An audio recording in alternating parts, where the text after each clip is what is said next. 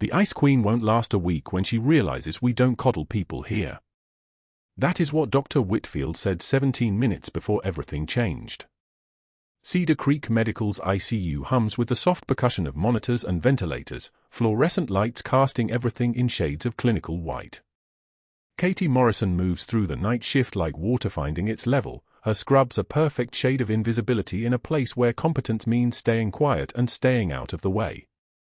She checks vitals with unusual precision, her fingers finding pulse points the way a combat medic finds arterial bleed in the dark, steady and certain. Her hands move with the kind of muscle memory that comes from years most nurses never accumulate in a lifetime. A faint tremor runs through her left wrist, something the nurse's station hasn't noticed, something she's learned to hide. In her locker, wrapped carefully in surgical gauze beneath her spare scrubs, sits a tarnished military challenge coin. She touches it before every shift. Just once. Just her thumb across its worn surface. Katie's left leg favors subtly when she thinks no one is watching.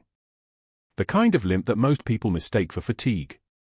The kind that stays with you from a roadside IED blast in Sanjin Valley, Helmand Province. 3 years ago. For surgical repairs. 2 years of phantom pain that wakes her at 3 in the morning. She's learned to walk through it like it's not there. Dr. Raymond Whitfield arrives for morning rounds at 0700 sharp, his white coat pressed with military precision, his nameplate catching the fluorescent light with the gleam of carefully maintained status. He's 38 years old, heir apparent to the chief of staff position, and his reputation for discipline has become legend among the junior residents. They call his department the machine. Everything runs on time. Everything runs on fear. He surveys the ICU with the confidence of someone who's never questioned his own authority, moving from room to room with the gait of a man who owns the space he walks through. Katie is placing a peripheral for on Mrs. Chen in bed for when Whitfield approaches. The patient's veins are difficult, tortuous, collapsed from previous infusions. Most nurses would struggle. Katie's needle slides in on the first attempt, the flash of blood visible immediately, the catheter threaded with a fluid confidence that makes the procedure look effortless. The 4 is patent. The line runs clean. 20 seconds from start to finish. Whitfield's jaw tightens. He watches her secure the dressing, watch her step back from the bed. His eyes narrow slightly, the way a predator's pupils dilate when it recognizes competition. He says nothing. Not yet. During morning rounds, standing in front of the surgical team gathered outside the conference room, Whitfield leans against the counter with a coffee cup in one hand and announces his bet like he's commenting on the weather. His voice carries the casual cruelty of someone accustomed to being obeyed.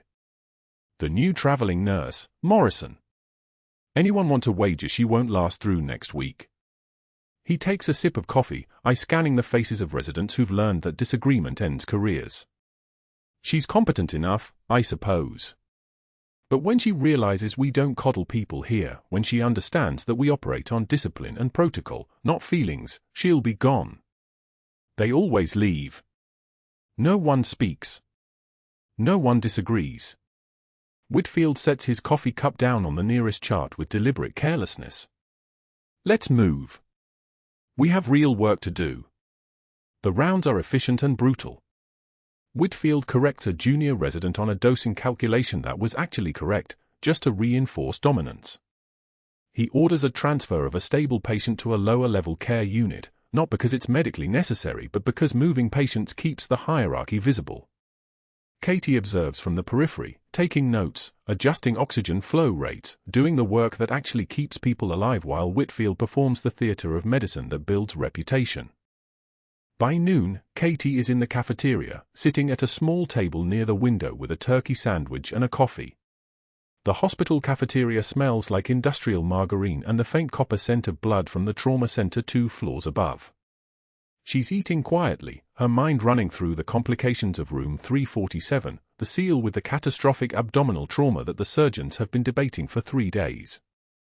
She doesn't hear Whitfield approach until his shadow falls across her tray. He's carrying his lunch, salad from the wellness bar, the kind of meal a man with political ambitions eats to maintain image.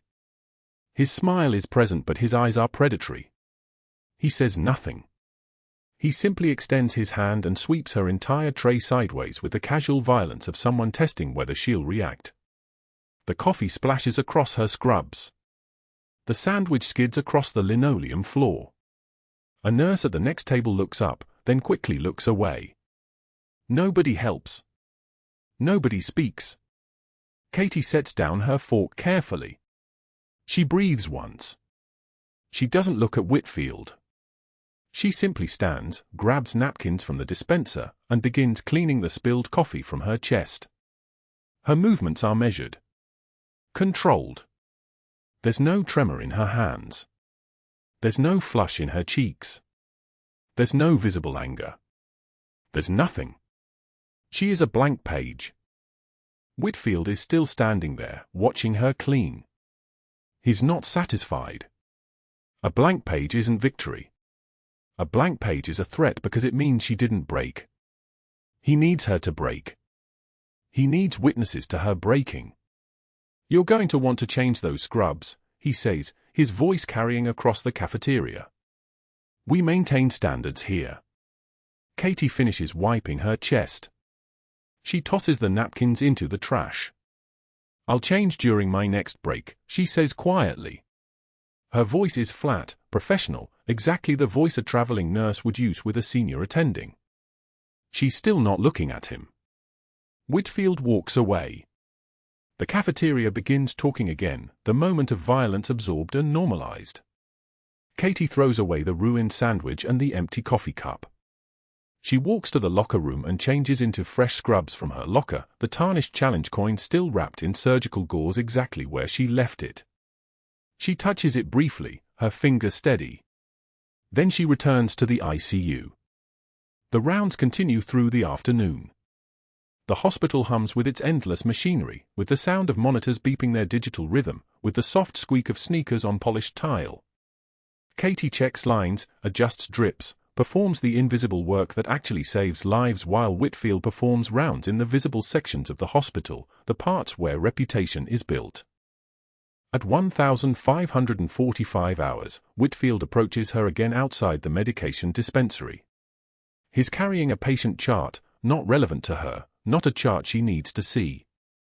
He simply drops it at her feet. The papers scatter slightly. Surrounding nurses glance but say nothing. They've learned. "Pick that up, sweetheart," he says. His voice is pleasant. Conversational. The kind of voice a predator uses when it's testing the fence around its territory. Katie looks at the scattered pages. She kneels, her left leg favoring subtly as her weight distributes, and begins gathering the papers. Her hands are steady. Her breathing is even. She doesn't meet his eyes. She simply retrieves the chart, taps the pages back into alignment, and continues her shift. She doesn't respond. She doesn't acknowledge him. She doesn't give him the satisfaction of reaction. Whitfield stands there for 3 seconds, expecting something. Anger. Tears. Submission. He gets silence. He walks away, frustrated by her composure in a way that makes his hands clench slightly. The silence is what bothers him. The silence means she's unbroken. Katie moves through the rest of her shift with the same practiced precision she's maintained since arriving at Cedar Creek 3 months ago. She checks labs. She adjusts medication drips. She monitors a post-operative cardiac patient whose breathing is becoming labored. She makes a note to suggest repositioning before it becomes critical.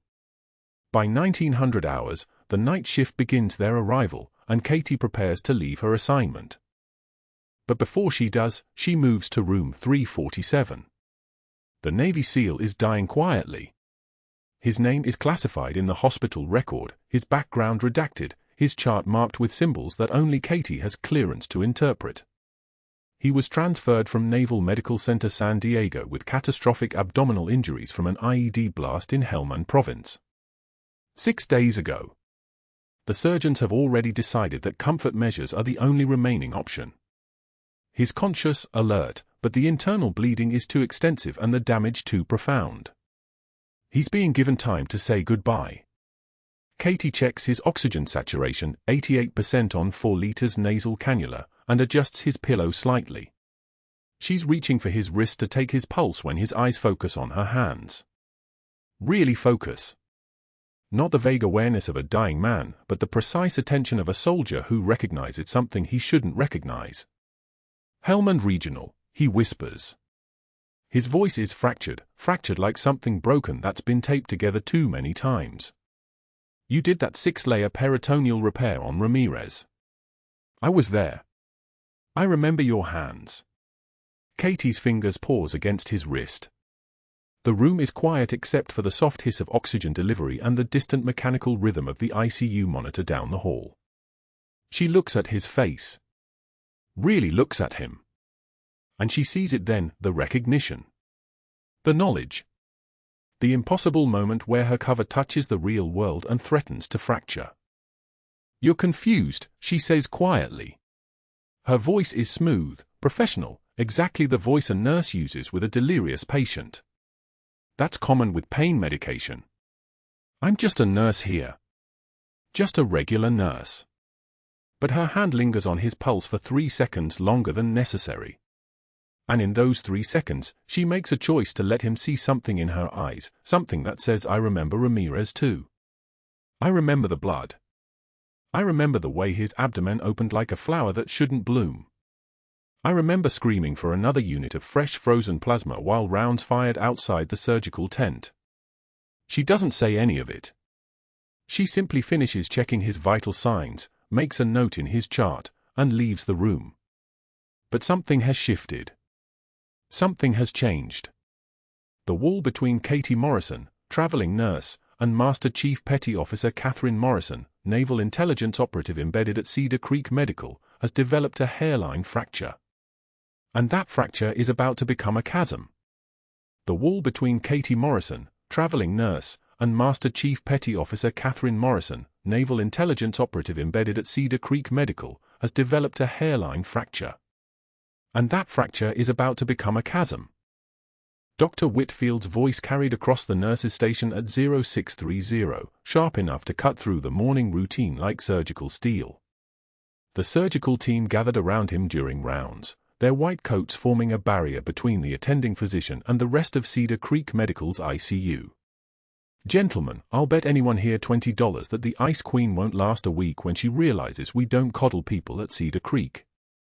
Laughter rippled through the group, the kind of laughter that only exists when power is on one side of the equation.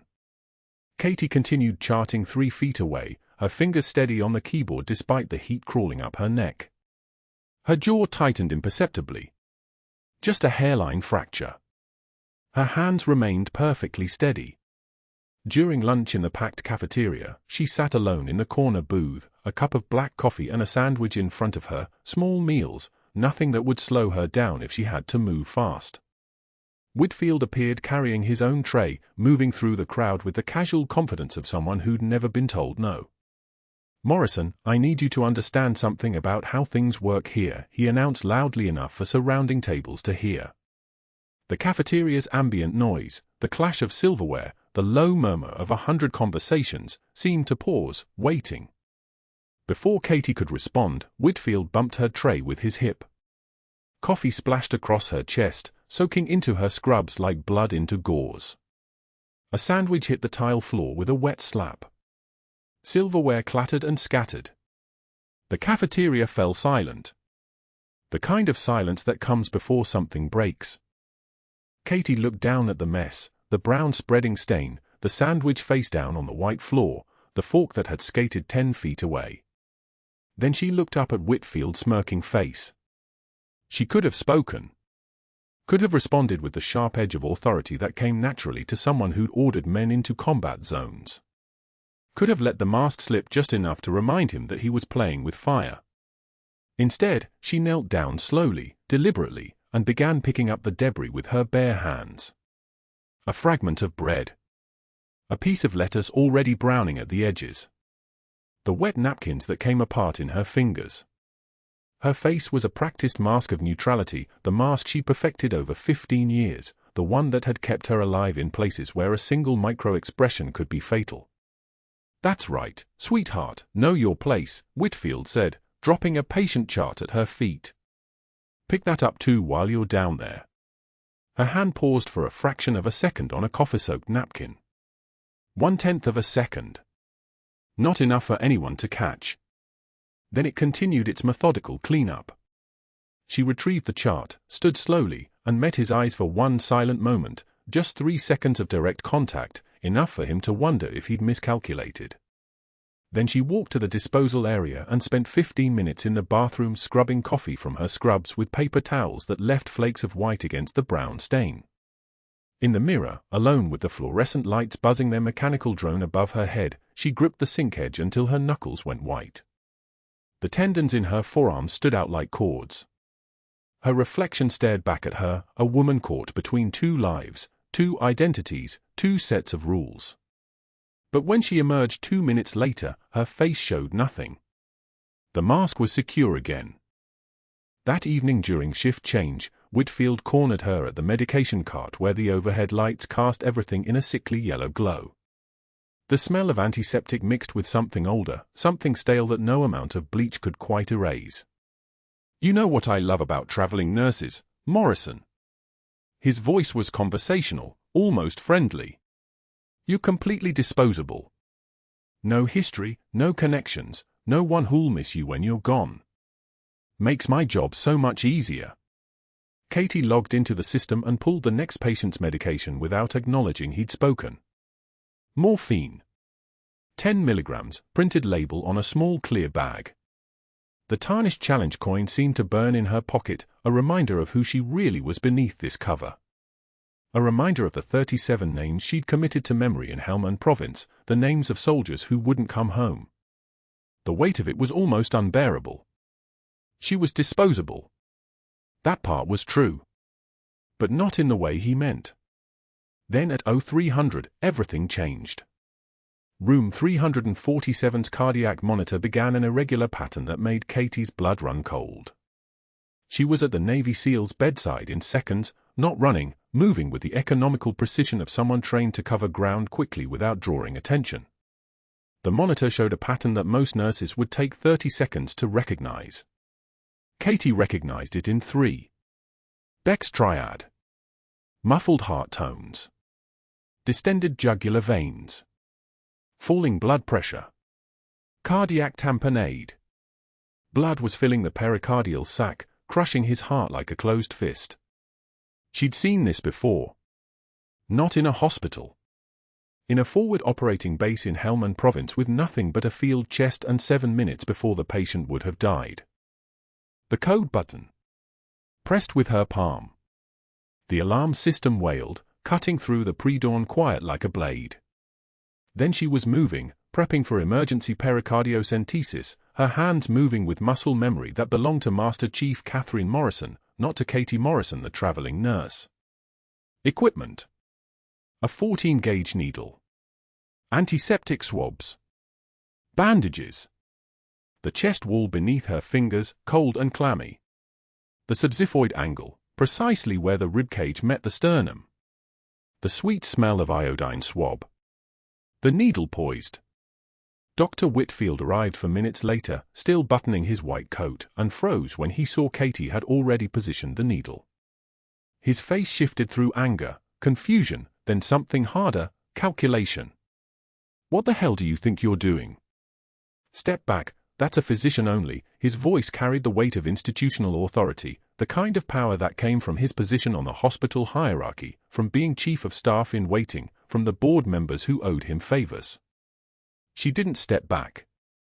The needle advanced with perfect precision, guided by hands that had held lives together in ways no hospital textbook could describe. The pericardial sac. Found on the first attempt. An angle and depth that would take most surgeons 3 tries, maybe 4. Dark blood filled the syringe, that beautiful, terrible, life-saving darkness. The patient's blood pressure stabilized immediately.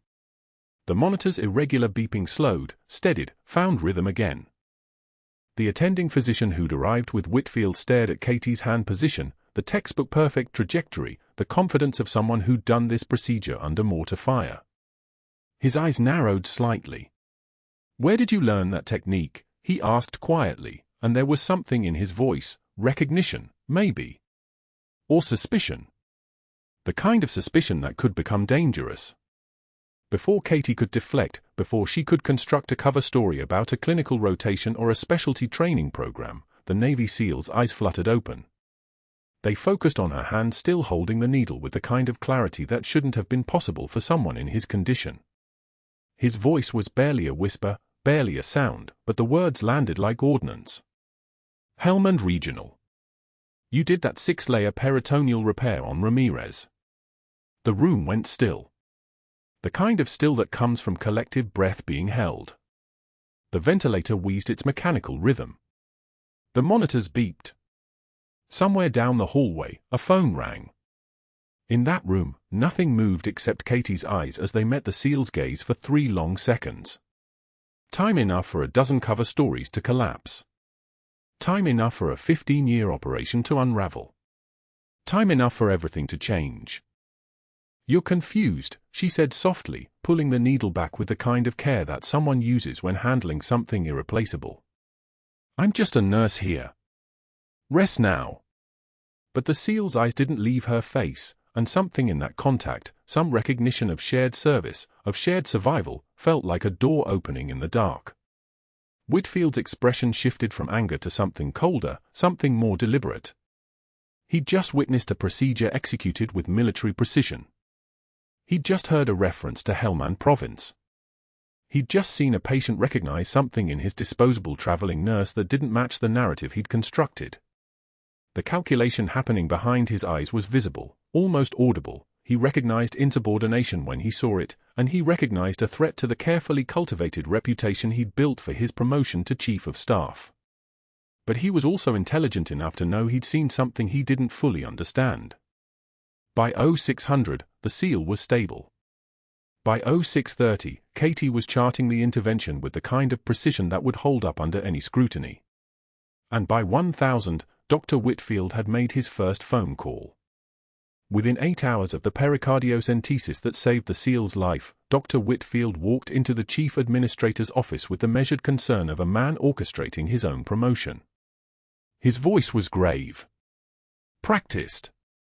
We have a liability issue," he said, settling into the leather chair across from Administrator Reeves, a woman whose authority was always negotiable depending on who was making the call. Morrison performed a physician-only procedure without authorization. Without my approval. At 0300 this morning, she performed an emergency pericardiocentesis. He let that hang in the air like a threat. Insubordination. Protocol violation.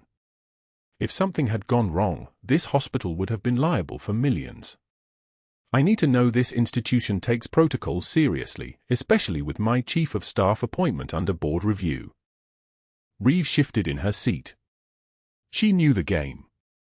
Whitfield had already made 3 phone calls before this meeting, and she would find out about all of them soon enough. Patricia Chen owed him. Her husband's cardiology practice brought in $847,000 in annual referrals Whitfield controlled through his network of cardiologists.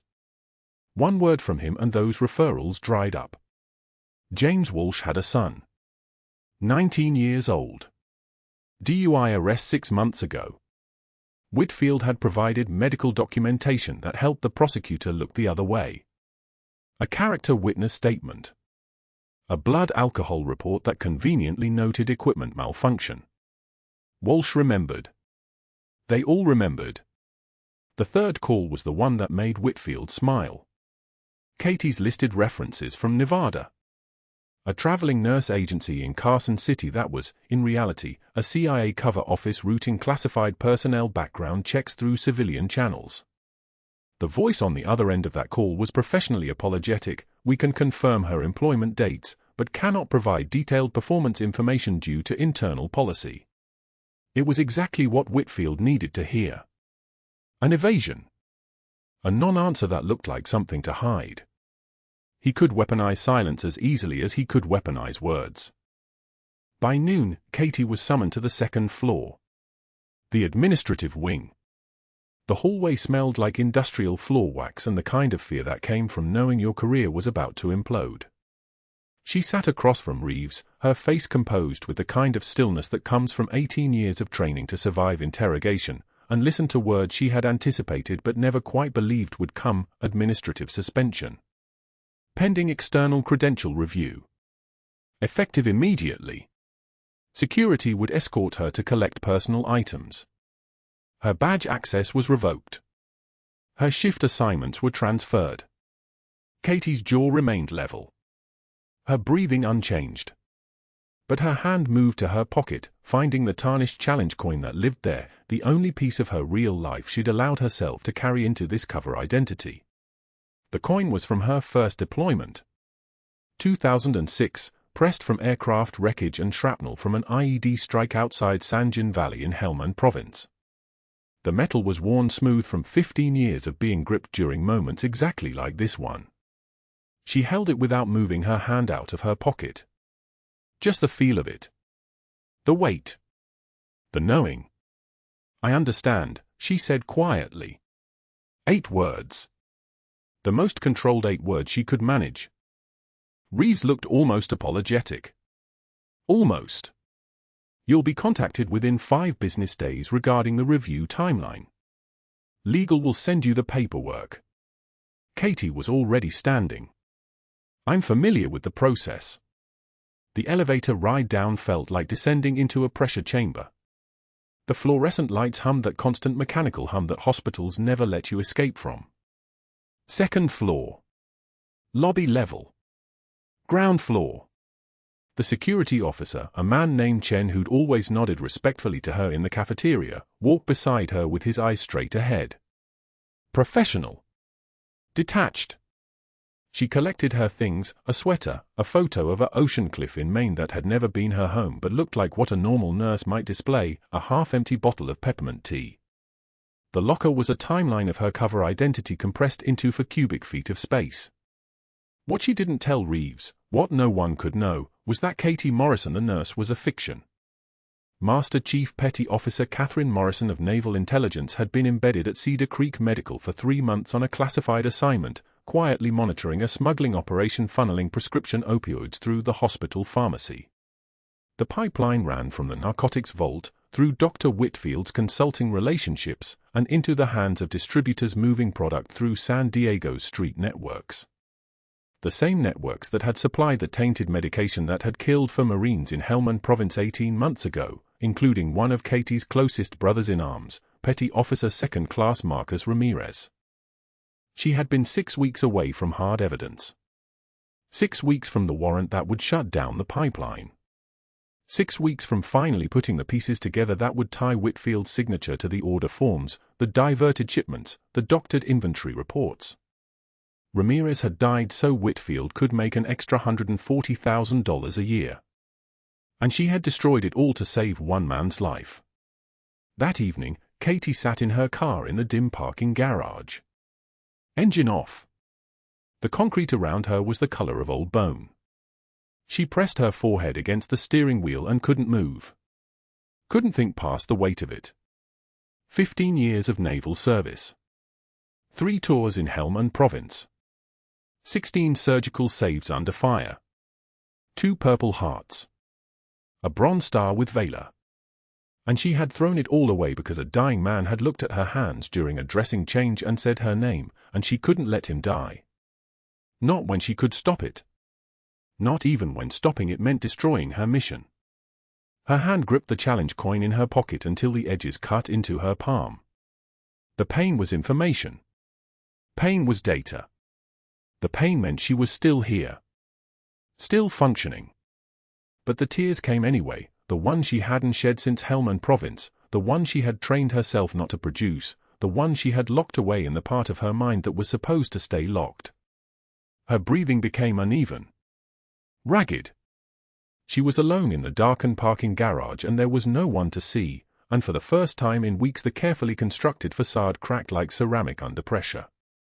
The tears slid down her face and she gripped the steering wheel harder, her shoulders shaking once, twice, and then she locked it down again because that's what you did when you had been trained by the United States Navy to survive things that broke normal people.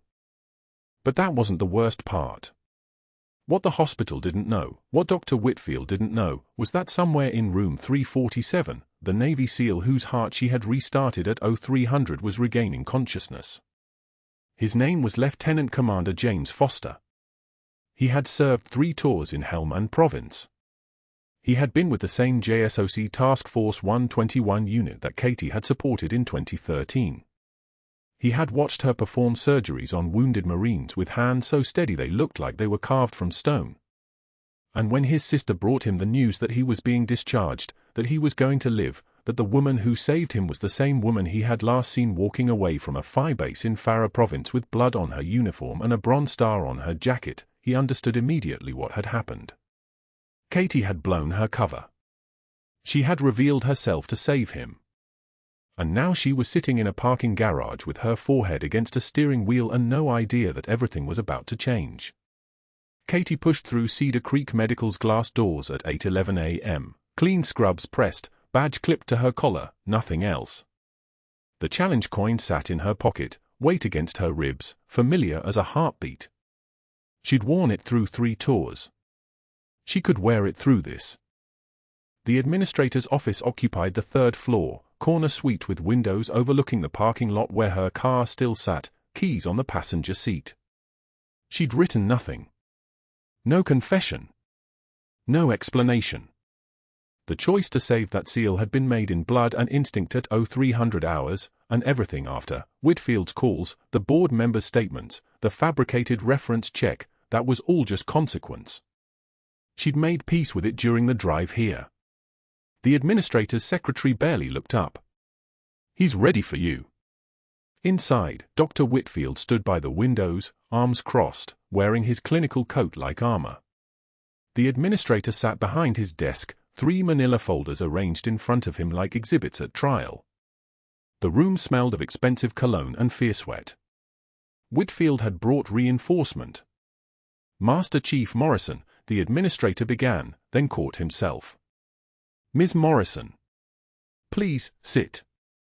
She sat today. Her hands remained on her lap, steady as surgical gloves before incision.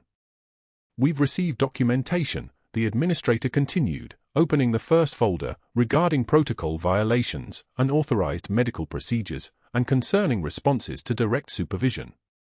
"Additionally, we contacted your previous employer in Nevada, and their response was unclear. Incomplete references. That raises questions." Of course it did. The CIA couldn't defend her without blowing operational security. Her cover agency would offer nothing, denial, stonewalling, records that didn't exist. That was the contract she'd signed 15 years ago. You carry secrets. Secrets carry you. Sometimes they carry you right out of a building. Whitfield smiled. "I spoke personally with 2 board members yesterday. They share our concerns about patient safety when staff members refuse to follow protocol, especially during critical care situations." He was enjoying this. Katie could see it in the set of his shoulders, the tilt of his head. He'd spent 48 hours building his case, activating his network, weaponizing the hospital's bureaucracy. This was his signature victory, the quiet destruction of someone who'd threatened his authority. He probably thought this was justice. Given the totality of these violations, the administrator said, "We have no choice but to terminate your employment effective immediately. We can process severance, but you'll need to surrender your hospital ID, badge, and access." The television mounted on the wall behind the administrator's desk flickered. Then every monitor in the building went dark simultaneously. For 3 seconds, nothing. Then the screens ignited with color. News anchor. Breaking news banner. And Katie's photograph, younger, in navy dress whites, hair regulation, eyes like flint. The Chiron scrolled beneath her face, decorated combat medic missing, Master Chief Petty Officer Catherine Morrison last seen San Diego. The administrator's face went the color of hospital walls. Whitfield's jaw locked. His hand clenched. He opened his mouth. Closed it. Opened it again. What? Down in the lobby, 150 staff members stood frozen, staring at the screens. A Marine security guard, the one who'd checked Katie's ID every morning, never met her eyes, just saluted silently, took position at the main entrance. His spine snapped to vertical, shoulders back, chin level. Parade rest. Waiting. Through the office window, Katie watched the hospital's front doors open. A Navy lieutenant commander in dress blues entered first, service medals catching fluorescent light like warnings. 2 enlisted personnel flanked him, and behind them came the SEAL's brother, Marine Corps Colonel Marcus Chen. Built like containment. Moving through the lobby with the measured precision of someone accustomed to command, accustomed to having his orders followed without question or pause. The lieutenant commander's voice came through the PA system, carrying through every corridor, every room, every code and corner of the hospital. I am looking for Master Chief Petty Officer Catherine Morrison, United States Navy. The administrator stood so quickly his chair rolled backward, struck the wall. Whitfield's face cycled through confusion, then understanding, then something that looked like drowning. His mouth opened. Closed. Opened again. Katie stood. Slowly. Every movement deliberate, hands visible. She walked to the office door and opened it. The lieutenant commander saluted. Not a nod. Not a handshake. A full military salute. His hand went to his brow, held, came down sharp. The sound of it, the crispness, carried across the silent lobby like a gunshot. Master Chief Morrison, the lieutenant commander announced. His voice was trained, military precise, shaped to carry across decks and command centers. Naval Special Warfare Group, Helm and Province, 2008 through 2015. Serial number 8847 to 2156. On assignment with Naval Intelligence for the past 3 months. A nurse Katie had worked beside, Sarah, morning shifts, 2 kids in middle school, pressed both hands to her mouth. Tears rolled down her cheeks before anyone had spoken another word. The lieutenant commander read from the commendation document, his voice steady as a metronome. 2 Purple Hearts for wounds received in combat operations. He paused 1 beat between each medal, letting the weight settle. Bronze Star with Valor for actions under fire during the Helm and Regional Hospital siege. Another pause. Longer this time. 16 surgical saves performed in active combat conditions, all without medical equipment support beyond field supplies. The lobby had gone so quiet you could hear the ventilation system humming through the ceiling tiles. Colonel Chen stepped forward. His uniform carried the weight of actual command, not hospital hierarchy, not administrator credentials, but 3 decades of leading people through conditions that separated the living from the dead. He looked at Katie across 20 feet of polished tile. My brother David Chen was transferred here from Helm and Province, the colonel said. His voice was rough, controlled, the kind that had probably given orders under fire. Catastrophic internal injuries. The kind that usually don't survive. He paused. Master Chief Morrison was embedded at this hospital as part of a naval intelligence operation investigating an opioid smuggling network, the same network that poisoned my brother with tainted medication overseas. 3 months of classified intelligence work. Active investigation. Ongoing surveillance. He turned slightly, addressing the entire lobby now, addressing every staff member and administrator and physician whose career might depend on understanding exactly what had happened here and why. Yesterday morning, my brother's heart began failing. His cardiac output crashed. His pericardium filled with blood. The colonel's jaw tightened. Master Chief Morrison had a choice: maintain her cover, protect the 3-month intelligence operation, and let my brother die. Or save his life and blow her mission to public recognition, ending every day of undercover work she sacrificed 3 months to accomplish. He looked back at Katie. She chose my brother. The silence lasted approximately 10 seconds. It felt longer. It felt like the entire building was holding its breath, staff members with hands over their hearts, some crying openly now, others staring at the television screens where Katie's military photograph still filled every monitor. Whitfield stood in the administrator's office doorway, his face completely drained of color, watching his constructed authority collapse like a building in real time. A Navy chaplain in dress white stepped forward.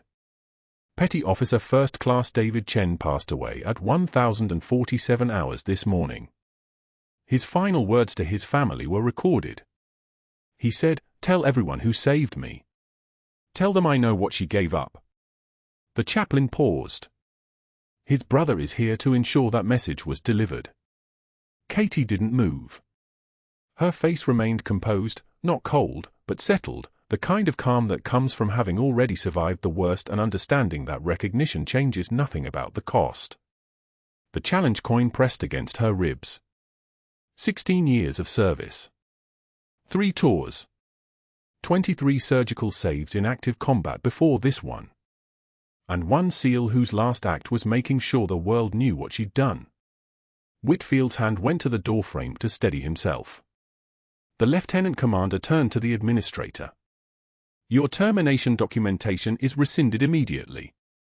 Master Chief Morrison is under federal protection as a witness in an ongoing naval intelligence investigation. You have jurisdiction until that investigation concludes. After which, she'll be processed through military personnel channels." It wasn't a request. It was a command delivered in the neutral tone of someone accustomed to having institutional power bend around their words. The administrator nodded slowly, mechanically, as if his neck had forgotten how to operate on its own. Colonel Chen extended his hand toward Katie. Not a salute this time. A handshake. Soldier to soldier. "Thank you for my brother." Katie's hand closed around his. Her voice, when it came, was quiet but carried the weight of absolute clarity. "I need to return to my quarters for orders." "Already arranged, Master Chief." Vehicles waiting outside. The Marine security guard moved to flank her. Not escorting her out. Honoring her passage. Every step toward the lobby felt like walking through a ceremony. Staff members stepped aside. Some saluted. Others simply stood with their hands pressed to their chests, watching a nurse they'd worked beside for 3 months transform into someone they'd never actually known at all. As Katie reached the lobby doors, one final sound reached her, the crackle of Whitfield's breathing, caught somewhere between understanding and devastation. His career, constructed on careful hierarchies and political leverage, had just been dismantled by federal authority and a dead SEAL's final act of recognition. He'd tried to destroy someone he'd mistaken for powerless. He destroyed himself instead. The challenge coin stayed in her pocket as she walked toward the vehicle waiting outside, toward whatever came next, toward the knowledge that sometimes the quietest people in the room are the ones holding everything together. Sometimes they're holding governments together. And sometimes they're holding a dying soldier's heart in their hands while the world watches and wonders who they really are. The lobby of Cedar Creek Medical erupted like a dam breaking. Nurses crowded around Katie, 3, then 5, then 12, their voices overlapping in a wash of gratitude and disbelief. "Thank you for saving him. We had no idea. How many tours? Those hands saved my cousin's life." A security guard in a gray uniform was already filming on his phone, the camera shaking slightly as he panned across the crowd, capturing the moment Katie's nurse uniform was being replaced by something the staff could finally see, a woman who had held other people's lives together while hers shattered on hospital tile.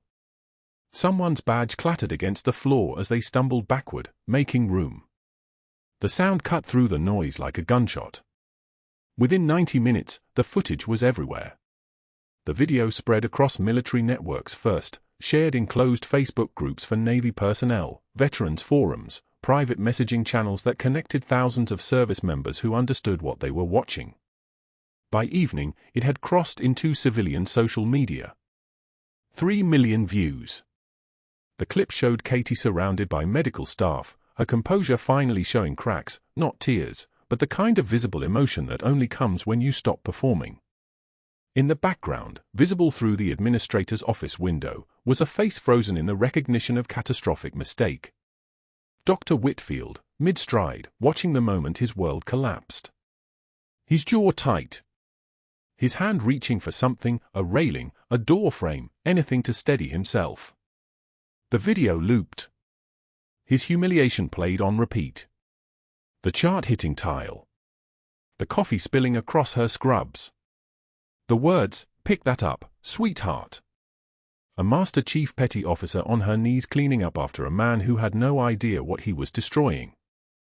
By 8 p.m., the footage had reached military medical channels. By 11 p.m., it was featured on 3 news outlets as a story about military service and institutional accountability.